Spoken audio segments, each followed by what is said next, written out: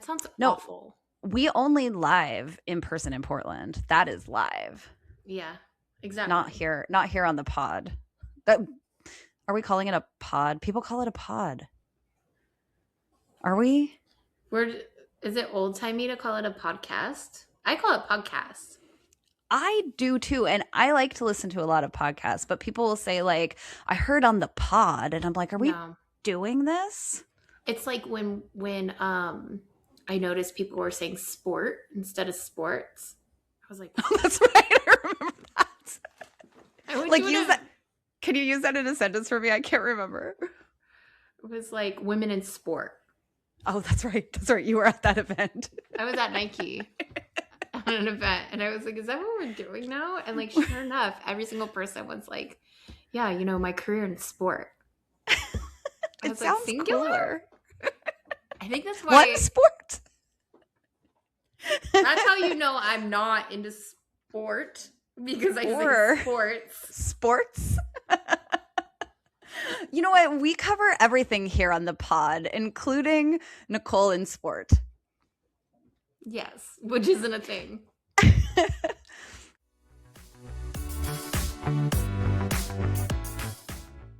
Welcome to Supercharged by AI, a podcast by AI Portland. I am Megan Otarte, co-founder of AI Portland and partner at Cloud4.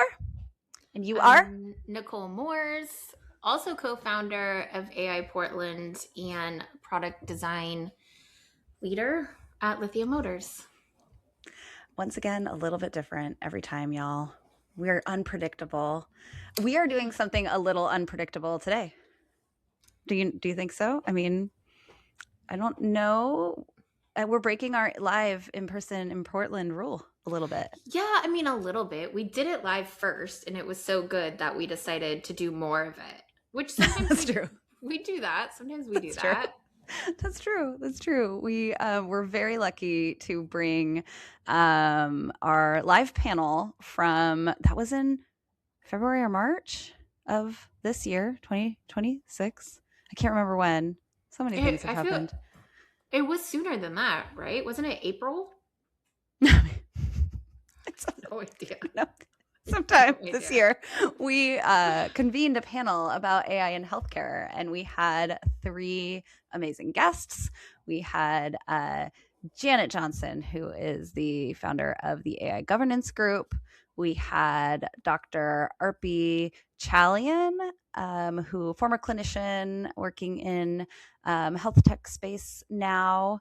And then we had Burt Rosen, who really represented the patient perspective on how he's using AI to manage his complex medical conditions. So we had that live event. There was, I mean, go back, listen to the pod. Yeah, we covered it already. And Janet, I think the whole group, not us, but like their whole group, really wanted it to just be about audience questions, which is mine and Megan's worst nightmare.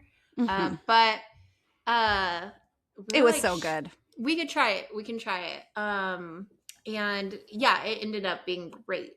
It was a great event. People asked a lot of questions. It felt like questions would have been flowing all night. So we decided to parlay that event into a podcast as well. That's right. So we brought them into our studio, our virtual studio, so that we could ask, I guess we could ask our questions, because we didn't really get to ask them. So if you missed that event or just wanted more, we brought them in, and we've got almost an hour of talking about more detail into their views on AI's use in healthcare. And also, if you have a question, it's too late. You had every opportunity to ask. You missed it. You missed on every count. You weren't there. You didn't give us your question. So no more questions we allowed. have nothing for you. Questions are closed.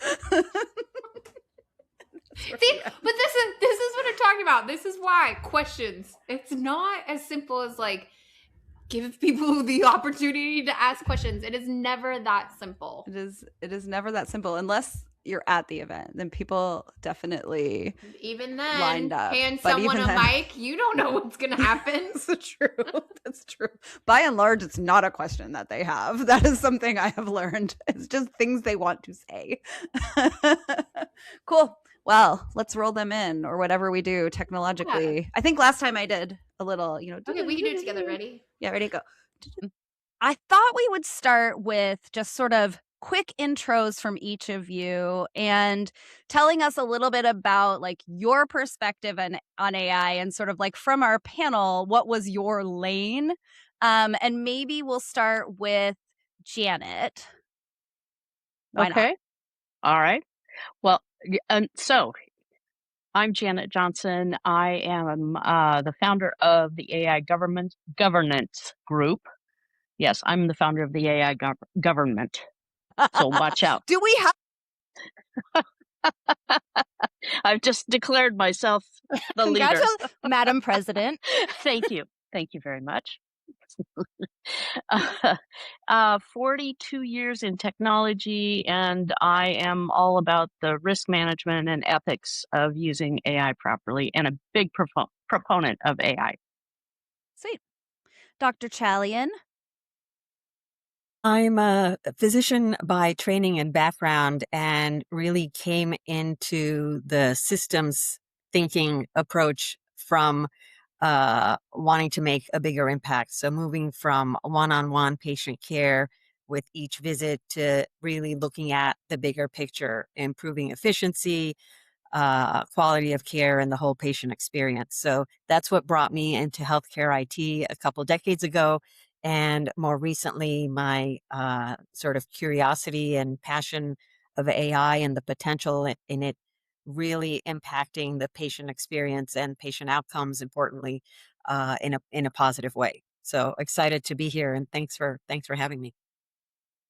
And I left Burt for last because I think that Burt was probably the most outspoken person on the panel. Do you agree, Nicole? Yeah, I would agree. Yes. Controversial or outspoken? Yes. Both? Yes, Both. and I mean, if you recall, we did have a small group of people leave during one of your responses, Bert. And I guess that's not time to say that if you cannot handle the healthcare conversation in AI, now's the time to quit the pod. We will still love you. Bert, go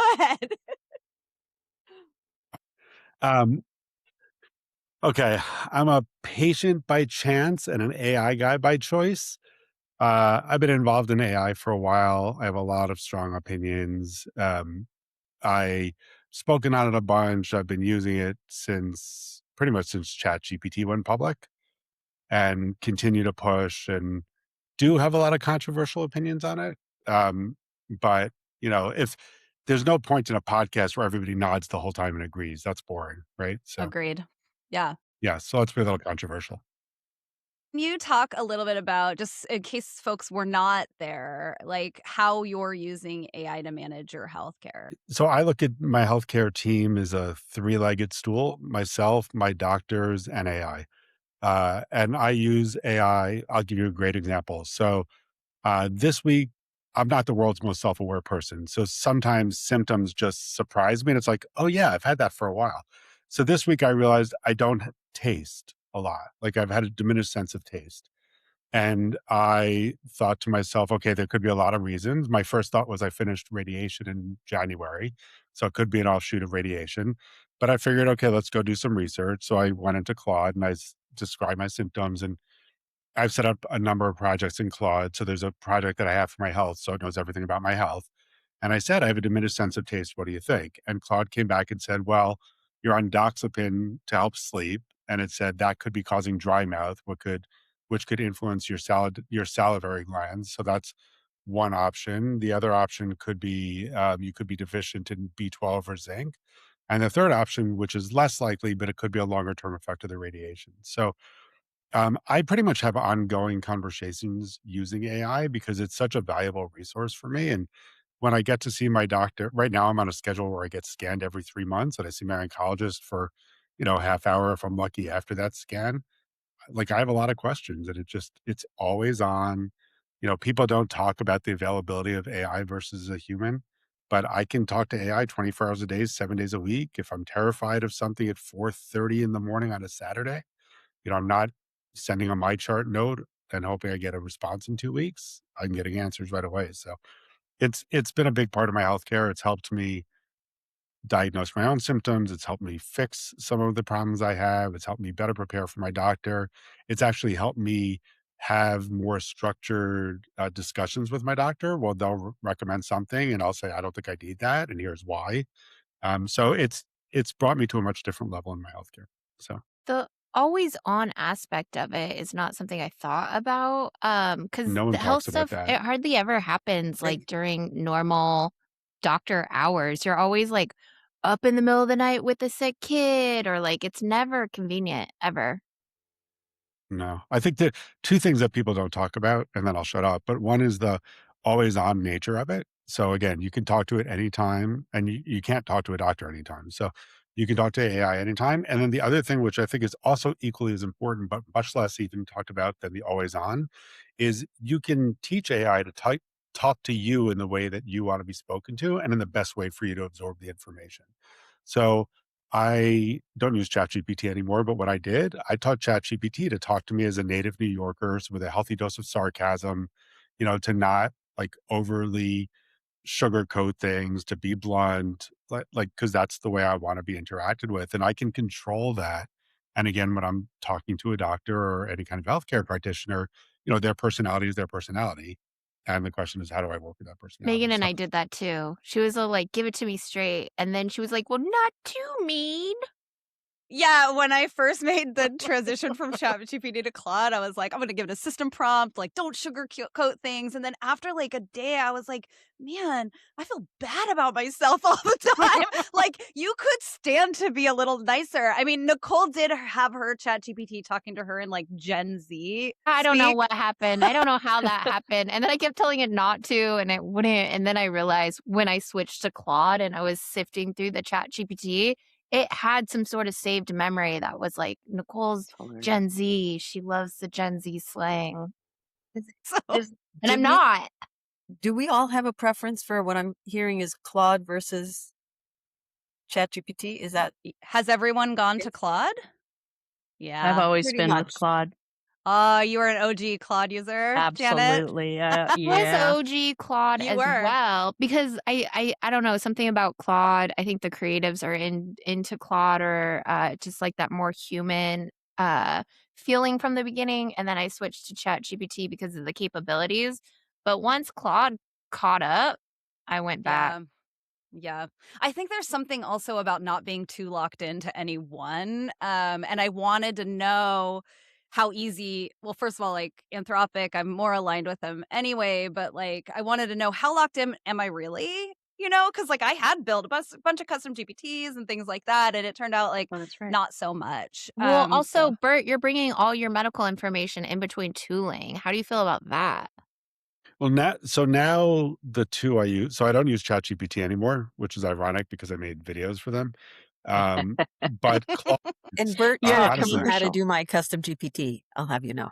Ah, Yeah. yeah, which then ChatGPT told me I couldn't promote anymore, really, despite the fact that all the sources were public. Yeah, but anyway, wow. so they pissed me off. So I went to Claude. Claude it's not better; it's multitudes better than ChatGPT was. And then the other one I use is this healthcare startup one called My Doctor Friend.ai. So now, actually, Claude, you can. Well, if you use Claude Health, you can connect with your medical records. I don't do that. I just update my own, like I cut and paste my own scan results, and I basically print everything as a PDF and just upload it in, and then I add my own Google Sheets for my symptom tracking. So yeah, it's not. It's hard for me to go between multiple when I'm dealing with my own healthcare because it's just a pain in the ass, Uh-huh. right? Because I would have to make just sure like all the repository they'd all of have to be test results updated and every time I had everything. a test and all. So Yeah. yeah, I focus mostly on Claude and my doctor friend.ai now. Arpi, I'm wondering if you can talk up to the physician perspective on like patients like Burt now coming to appointments, armed with the information that they may have pulled from ChatGPT or Claude.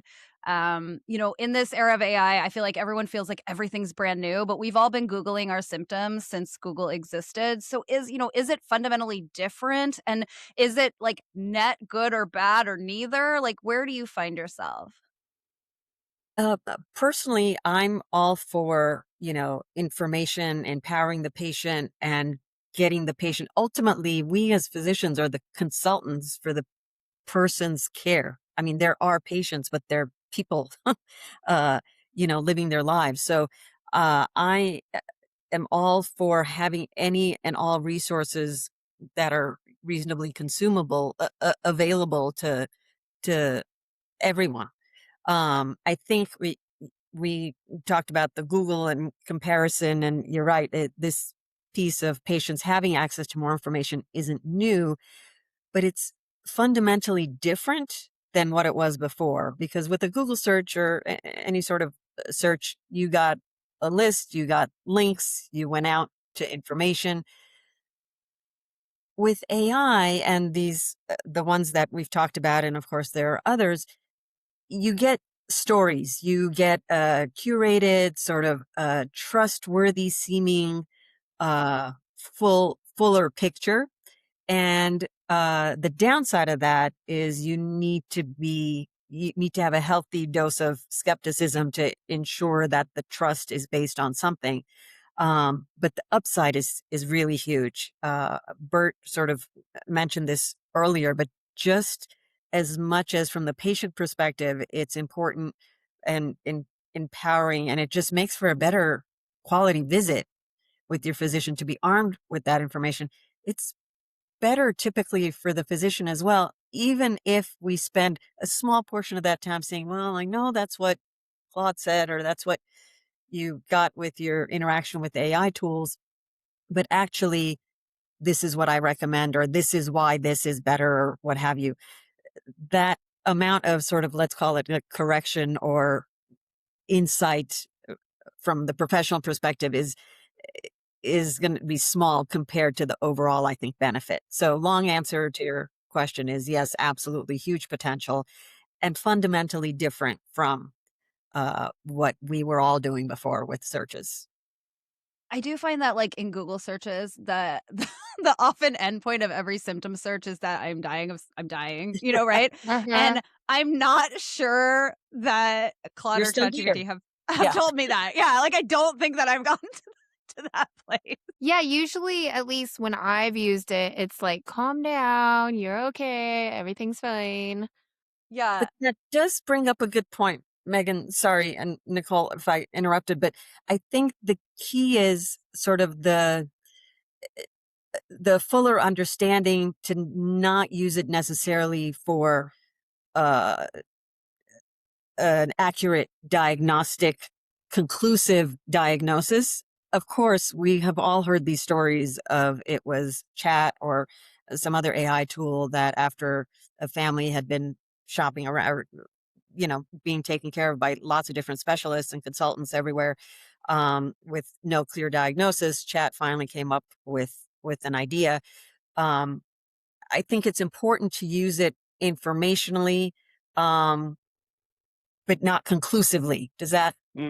Right, like I mean, in I would conjunction with your I'm curious provider. for what Yeah. you would. Yeah. Yeah. so I agree, but I agree with that across the board. So my Yeah. doctor is also an information provider. I don't like there's nothing my doctor says that I take as gospel, right? I want Right. Right. I've had this question so many times and all the times I've spoken about AI, but can't AI hallucinate? And my answer is like there's 8 to 10,000 malpractice lawsuits filed against doctors every year. So stop holding the Yeah. technology to a different standard.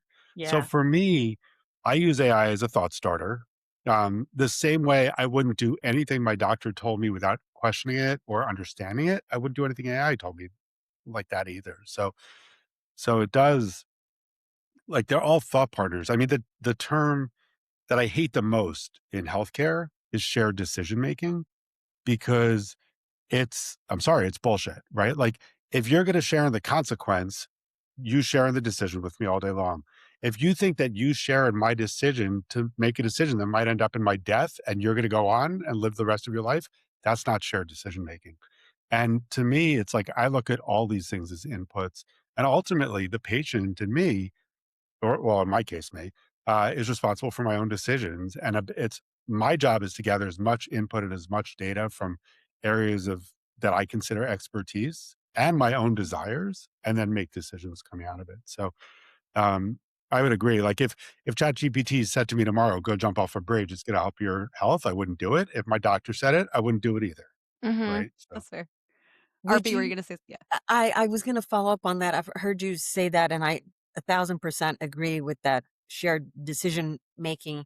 Would you, what are your thoughts? I'm curious about informed decision making, because I often tell other physicians that, in the sort of academic journey that I've been involved with, or even myself, ultimately, I can sleep at night if I feel like I have done my best to share the information Mm. that the decision then is based on. So, yeah, I like informed. I like guided. I kind of I don't think anybody's going to walk out of the podcast for this one, but your doctor is like your health Sherpa, right? They're like going to help you carry some of the load. They're going to guide you which direction to go. They're going to make recommendations on things. It's still up to you to decide to follow, right? So yeah, I think informed is fine, guided is fine. I think I think one of the things, and I know this is controversial, but I don't think doctors in 10 years are going to be anywhere near what they are today. In 20 years, even less so, right? I think there is going to be an evolution to where a doctor moves from an expert into more of an input, because at some point, AI is going to provide more value to you than a doctor is, because machines can just synthesize more information from different places than a human brain can. Yeah, like maybe So, the role is different. it's gonna change, right, it's gonna change. I think it's gonna change dramatically. I mean, this is why I love some of the stuff that Arby's doing is, uh, you know, like, you don't hear enough med schools talking about how they're adopting curriculum in an AI world. Like, if you're a med school and you're not thinking about how to teach your med students how to partner with AI to better help their patients, those students, when they graduate, might be out of jobs in 20 years. Like, I Well, just and don't see it. from a federal government perspective, if I may just say, rural healthcare is the area in which we are going to see a big need Yeah. for alternatives, because doctors Yes. are There's simply just not not there enough. anymore. That's Yeah, right, I feel like exactly. sometimes it's something you said earlier a little bit, Bert, but like sometimes we're holding the technology to like a different standard than we hold Mhm. everything else. So it's really easy if you're someone who has great health insurance and you live in a part of the world where you have great access to medical care to be like, oh, be careful with ChatGPT. But if you live somewhere where you don't get to see a family doctor or you don't have access to a 24-hour nurse line to call, like, how can we not try to make this available in those situations? And I just don't think anyone talks about that enough Mm-hmm. because we're so worried about things we should be worried about. We should be worried about privacy. We should be worried about public health impacts and things like that. But like this access thing to me is like really important and how this tech can do such good. I mean, Well, on a long list of things that I'm probably never gonna end up doing, one was starting a nonprofit that was all about bringing AI into underserved communities and rural communities that don't have access to doctors. Like, one of the cancer diagnoses I have is called neuroendocrine tumors. I think the stat is 84% of all diagnoses are made at a major cancer center. Um, think of all the people who live in rural areas 200 miles away from a major cancer center who will never get diagnosed correctly. AI can help fix some of that. Well, the Kaiser Family Foundation issued a report in March of just this year, and they found that uninsured adults are actually twice as likely to use AI for mental health advice, even than insured adults, and that Black and Hispanics are using it much more than whites. And it's not because they're early adopters, it's because they don't have any other You don't have alternative. any They have to. choices. Exactly. Kim, Oh, go ahead. no, go. Keep going. I I love was this just chat. going to say that 42% of them stop at the use of the chatbot. They don't, because they're not able to follow up with a clinician. And so it's not this notion of equity gap is not a point of access. It's a point of safety, in my opinion. Can you say more about that? What do you mean? Yeah. Well, many of us do have access, but we don't necessarily, all of us, have the idea that Burt, who's very enlightened, says, I'm in charge. I'm critically thinking about what doctors tell me. I'm critically thinking about what AI is telling me. And I think that point of safety is, do they really understand that these chatbots are actually just looking at predictive analytics, predictive data, that kind of thing? And I just want to add another point, that because this is my role in life, apparently, at this stage in my life. But I don't know if you saw the recent ruling in the New York Times lawsuit against OpenAI last year. A federal judge ordered OpenAI to preserve absolutely every ChatGPT user log indefinitely, including conversations that the user has deleted. OpenAI had appealed, and just recently the appeal was overturned. And indeed, now a judge ruled that even more files need to be opened and kept by ChatGPT and turned over to the New York Times so that they can comb through all this information to see where they might have been harmed. So the notion of privacy in terms of what you put into a chatbot is easily overturned by a judge or an acquisition or a shareholder vote, or yeah, or a terms of service update. So, yeah, people who turn to AI because they can't get healthcare, or they can't trust the healthcare system because they should, have had some issues with it. Now suddenly we're in a whole different place in terms of our privacy and that kind of thing. So I think, and again, big proponent. I've put things about my own health in AI, but we have to keep an eye on what's going on in the world around what's happening in healthcare and in privacy and in data protection, et cetera, because this is not Google, Google results, right? This is. Yeah. I wonder how we thread the needle. I've heard, I think it was on the last episode of Hard Fork, they were talking about having same protections that you might provide to a lawyer or a doctor for certain AI systems. And I think that would probably be something that, that has good and bad connotations, I guess. But how does a regular, how does someone like me thread that needle, right? How do we leverage the technology while also being aware of the possibility that our data is going to be out there? Do you at this point just accept that, right? The benefits have to outweigh that reality. So I think that is the case, right?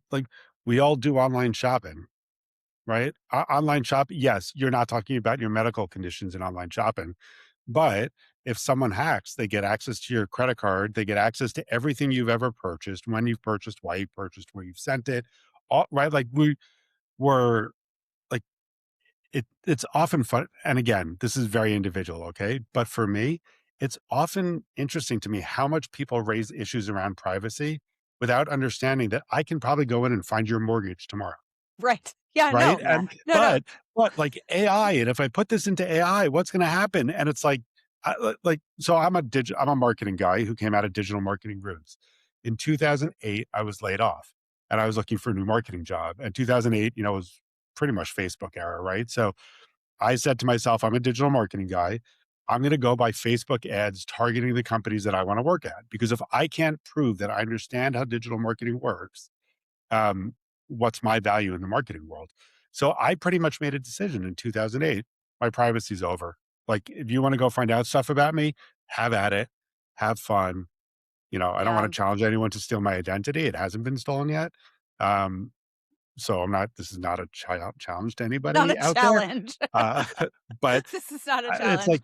like we have this false sense of security, and if we don't share our privacy with AI, but then we go on Amazon and buy absolutely everything, Well, like and social media. it's We broadcast our well, whole social media, lives on yes. social Yeah, but I media. And think then Except social media, you don't show the bad parts of your life. You only this show is the good. amazing We things that should they have. all the good. Through that. Right. That was a also good think one. we can't give up, right? Like I think we can't just say, well, everybody knows everything about me, so they can just like, who cares? I think it's a battle we still have to fight. And if we want people to be able to use this technology in a safe way, we need to have some guidelines and regulations and things that we don't have right now. But I think the point about it being sort of a cost benefit depending on the person is sort of spot on to where we're at. Yes. I definitely have put things in there that maybe like a year ago, or maybe like when we were all first talking, Janet, like I don't think I would have, right? And you just develop a level of comfort, whether that's good or bad. I mean, you right. just Definitely do. more careless and don't even think about it now. But interestingly, the younger generation, as a parent, in addition to being a pediatrician, the younger generation is interestingly more cautious. It Agreed. has Yeah. been my experience. It's also, but it's Almost just to the so point where I'm interesting. trying to Sorry. talk them into just like, don't worry about it. Just put it in there. It's fine. It's just also so interesting, right? Like, because this just goes to human beings, right? Like we all decide what we're comfortable with and what we aren't comfortable with. So the younger generation will make the most ridiculous TikToks, make themselves look crazy, like post stuff that'll never get them jobs in the future, and like not think twice about it, but they hate AI. I get the data center discussion is a different discussion because yes, Yeah. we all hate Yeah. well, that story, I right? But everybody, I think that just goes. I mean, this is kind of the whole healthcare thing in a nutshell, right? Like it's all very individual, Mhm. and the way we all choose what we're comfortable with and what we're not comfortable with is individual. I think there is so I honestly, I don't know what kind of governance I support.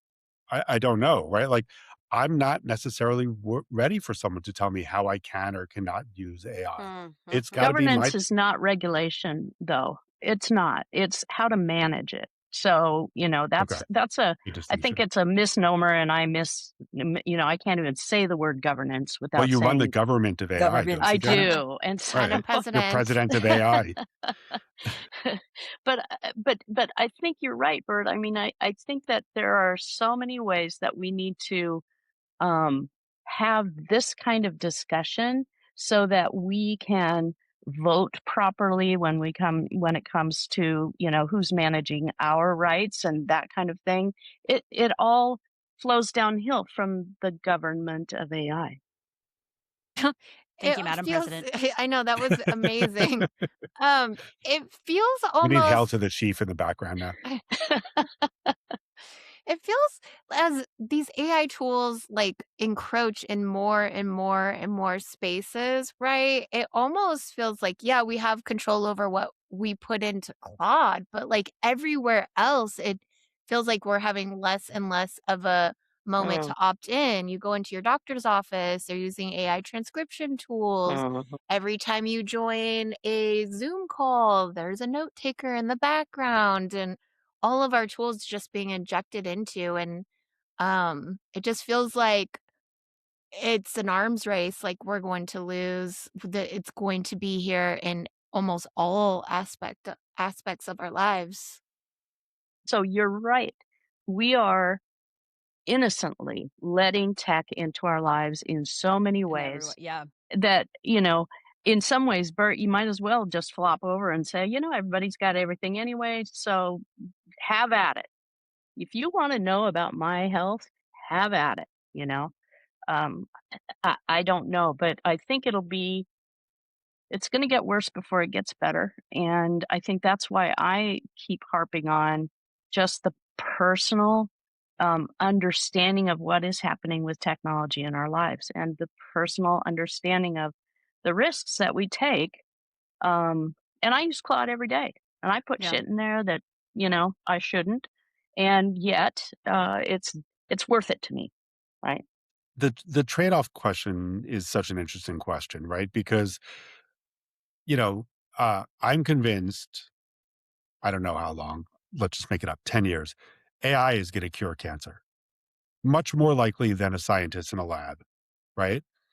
So is it worth giving up Mm. privacy to have cancer cured, right? Like it's going to raise a lot of real ethical questions and value discussions over what's more important to us each as individuals, right? So I would, it's funny, right? Like you'll find there's a ton of patients who'll be happy to go on a clinical trial.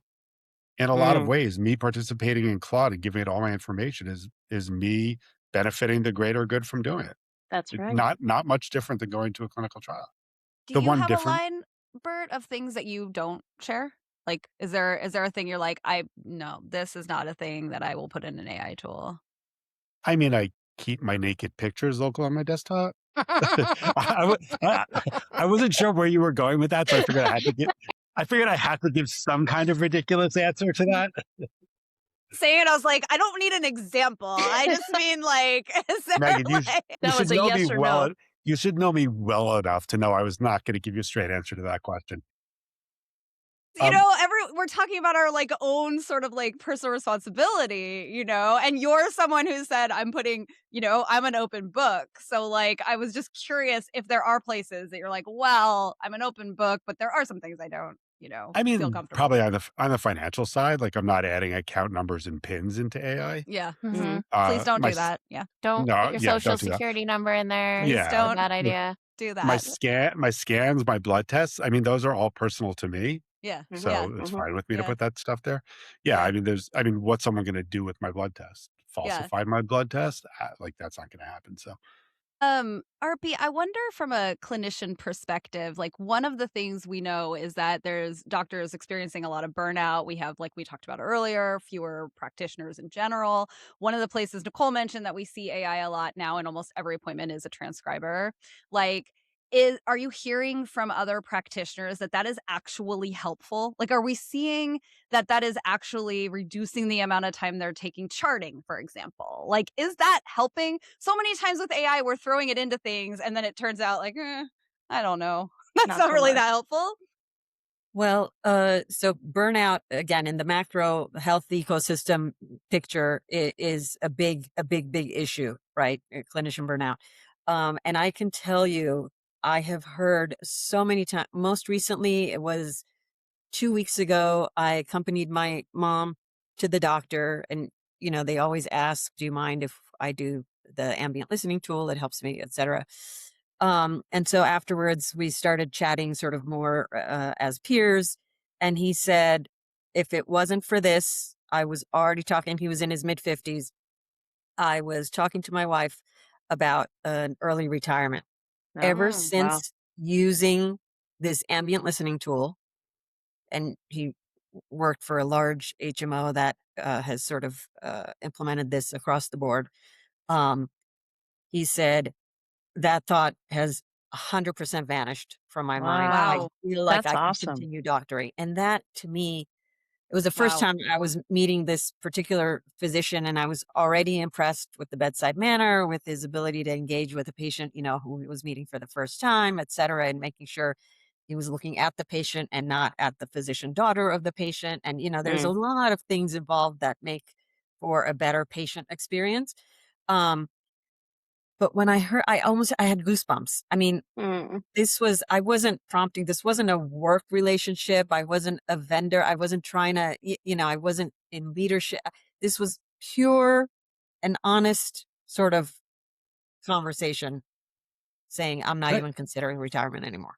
That's awesome. can I add Interesting. one thought to that too? So, that's amazing, and I have to say, like, most doctors will always ask you before they do it, right? So generally, it doesn't just happen without your knowledge. But the other thing that's so the value of ambient listening goes way beyond saving the doctor's time, right? There's so much narrative about a person's health that comes out in conversation that now gets to become part of the medical record because of Mm, ambient listening. So, mhm. if I go into my doctor, he can read my blood test results and he can say your white blood cell count is down.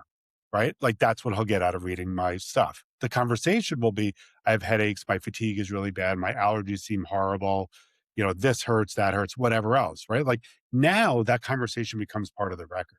And Mm-hmm. that hasn't been there before. So I think one of the big things for me with AI is it is incredible what it can do today. But I keep thinking about how I'm trying to build it for the future. So when you imagine someone in a couple of years, when Epic does actually have ambient listening tools now, but when Epic really figures out AI and it's taking all your scans, all your blood tests, all your doctor's notes, any, any notes that you're sending through my chart, and it's looking at all those things and taking all that data and looking for insights and correlations between all that data, that's so much more valuable than your blood test on its own, right? So, uh, like, I try to look at AI not only as how valuable it is today, but all the blocks that we're building towards the future. I can tell you my new obsession, but I don't want to monopolize time. But Please tell us your new obsession. okay, so once I finished with the naked pictures of myself on my desktop, not an AI, my new obsession last week I tried. So I'm convinced this is truly going to change the world. So I tried to build a digital twin of myself. I tried to build a digital twin of myself using Claude, and I couldn't do it, right? Because Claude said to me basically, tumor growth is nonlinear. It's not equation based. I can't really predict tumor growth size based on treatment. But what it did build for me, and is that going to be overcome? No question that's going to be overcome. But what it built for me right now was a reasoning engine. And this is Claude's language. And the reasoning engine took everything about me, my liver function, my kidney function, and I could say to it, hey, should I eat broccoli? And it would say, based on all these different factors, here's likely how broccoli will influence you. So when you think about the concept of digital twin, right? So in 10 years, when I can have a real, I call it virtual Burt because I'm a marketing guy. Somebody actually called it the other day, virtual reality. Virtual. Which I thought was, that's a And huge that's shout out the to name of Dave our DeBron podcast card, but episode. I love virtual reality. Virtual reality. But think about it like in 10 years, right? Back to the three legs of the stool. When my doctor says, Burt, I think you should go get targeted radiation. And I say, great, let's plug that into virtual Burt and predict an outcome from the targeted radiation, Yeah. from side effects to symptoms to potential outcomes to successes, failures.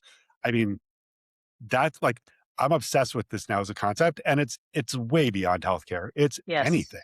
I could do Yes. it with finances. I could do it with home repair. I could do it with how I raise my kids. I could do it with my friends, right? Like that to me is, at some point, human beings don't matter anymore.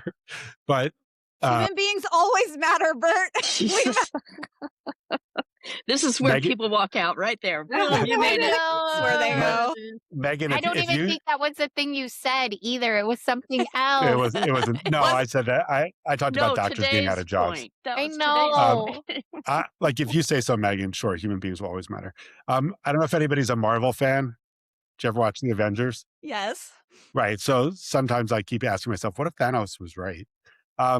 Okay. But in any case, right, when you take the concept of a digital twin and expand it out to all the different scenarios, again, it's going to revolutionize anything and everything, right? I'm going to get to the point, we can keep it in healthcare, where I say, hey, they recommended this for my sleep. What do you think? And it's going to run all the algorithms against my liver enzymes, my kidney enzymes, my other medications, my lifestyle, my diet, my blood test results, my scan, and it's going to come back with a pretty informed hypothesis, You much need more a new informed than my pillow. doc.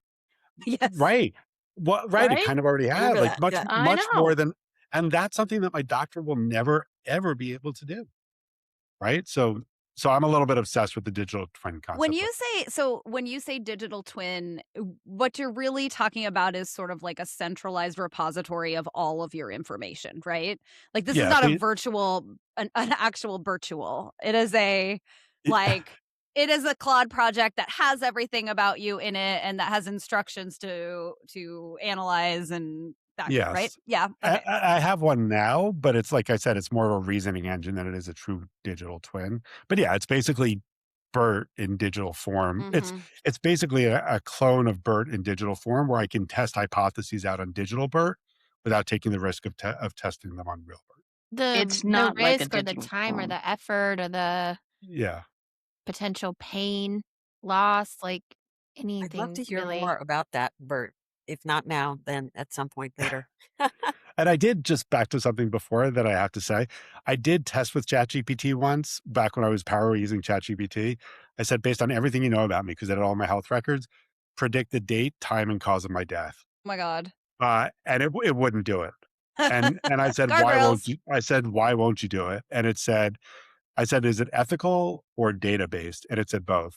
It said, I don't have, Interesting. but there's no question AI could do that for you right now and probably be fairly accurate with the right data sets, obviously. But yeah, Mic anyway, drop on that. There's sorry. so many novels Did written anybody about walk that. out? And look I- at Arpi. She's going, think about that. I didn't think it would. And obviously all it can do is aggregate all the data and statistics out there for people like me and say, here's the likelihood. It can't literally do it. I mean, could it? Again, in 5 to 10 years? Probably pretty accurately. So we have a few minutes left. Was there anything that you felt like you didn't get a chance to say when we were like live in person with a crowd full of people, or you wanted to restate, or, was there anything you wanted to put like a finer point on?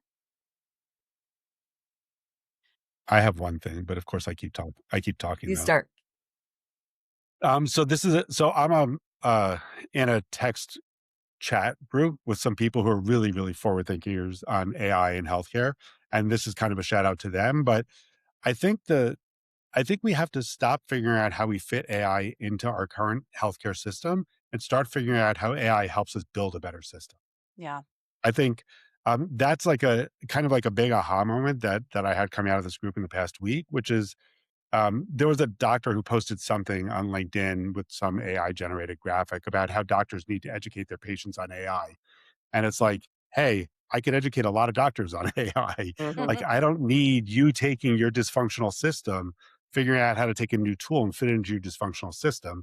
Let's figure out how to use the tool and honestly let patients drive a lot of the change because patients are going to be more of the drivers and reinvent the system from the beginning. That's really true So, of every industry. It's pointing yes, out like problems we have. A lot of people are like, "Oh, AI." And it's like, "No, that's an yes, existing problem that AI is just yes. exasperating."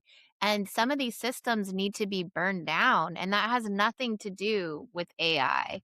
I mean, I work in higher ed, right? Like AI is going to revolutionize education, right? The way we all learn differently, yet we're all taught the same currently. Yeah. Right. AI is going to figure out how to adapt to every individual learning style to make content more successfully.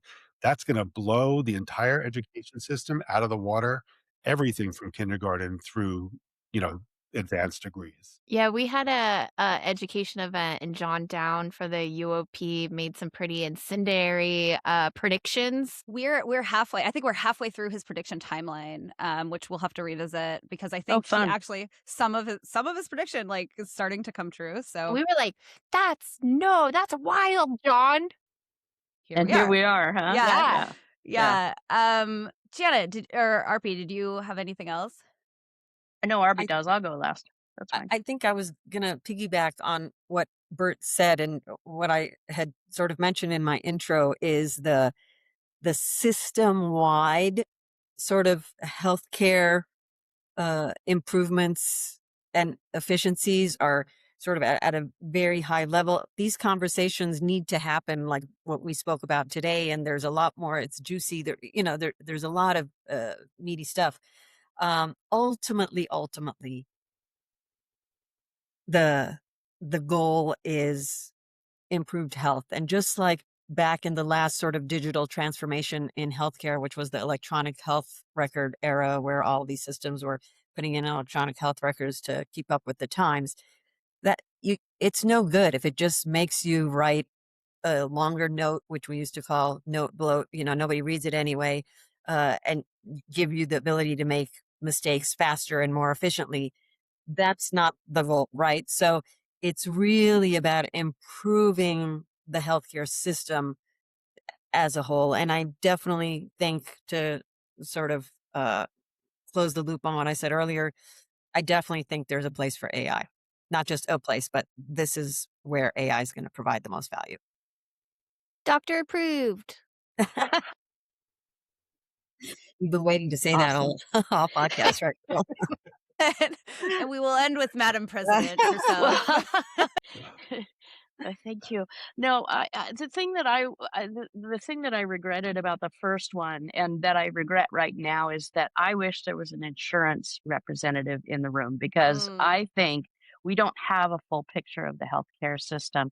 We've got a doctor, we've got a patient, and we've got somebody who, runs the government, President. but we don't have the monetary value of healthcare represented. And I think that would be a rather incendiary group to get together and have the similar conversation. So Nicole and Megan, I think that's your get call the to insurance action. folks. I Yeah. agree. It's not a trivial part. It kind of is the whole system.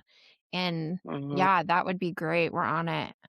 Yay, There's a lot good of girls. things that insurance would love about AI, right? Because AI, when used correctly, should reduce cost in healthcare. Yeah. And that's what Yeah. but yes and no. In everything. It should. When used correctly. There you go. Oh, Right? man. Well, this is great. I really feel like we could dig into things a little bit more than we did at our live event. And well, frankly, me and Nicole got to ask our questions instead of just the crowd. Hopefully. There were so many people who wanted to come to that event, but like for whatever reasons couldn't attend and just wanted to hear from you all.